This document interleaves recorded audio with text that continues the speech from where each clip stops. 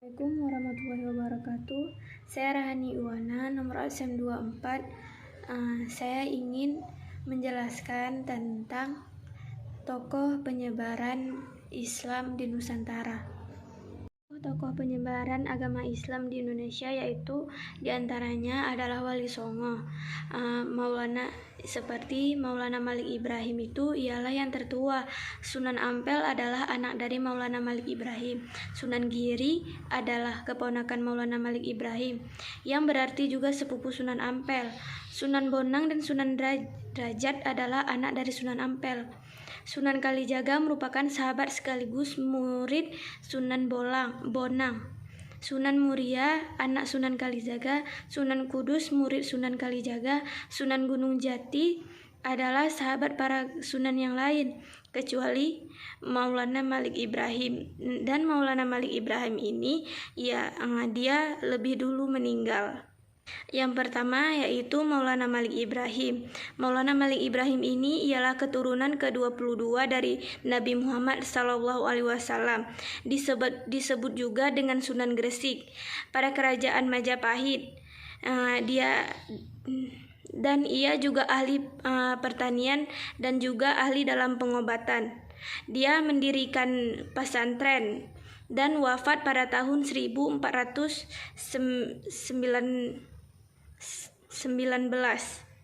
Dan yang kedua yaitu Raden Rahmat. Raden Rahmat ini yaitu keturunan ke-22 Nabi Muhammad SAW, dan ia juga disebut yang lebih dikenal dengan Sunan Ampel.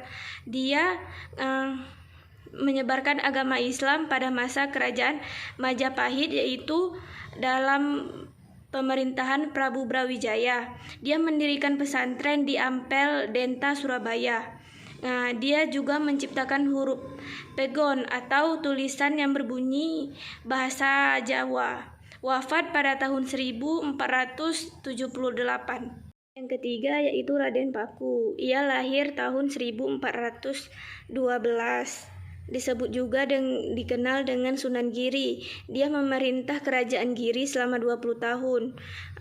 Kerajaan Giri tersebut berlangsung selama 200 tahun, dan ia wafat pada tahun 1678, dan juga sebagai penutupnya kerajaan Giri. Keempat yaitu Maulana Magdum Ibrahim, yang dikenal juga dengan Sunan Bonang. Ia ialah keturunan ke-23 Nabi Muhammad SAW.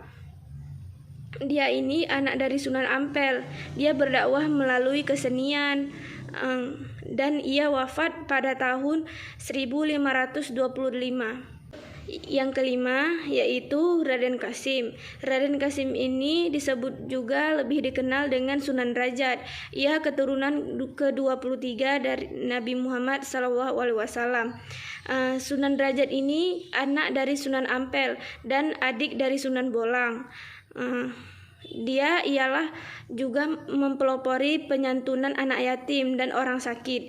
Dia wafat pada tahun 1522. Yang keenam yaitu Ja'far As-Siddiq. Ja'far As-Siddiq ini lebih dikenal dengan Sunan Kudus.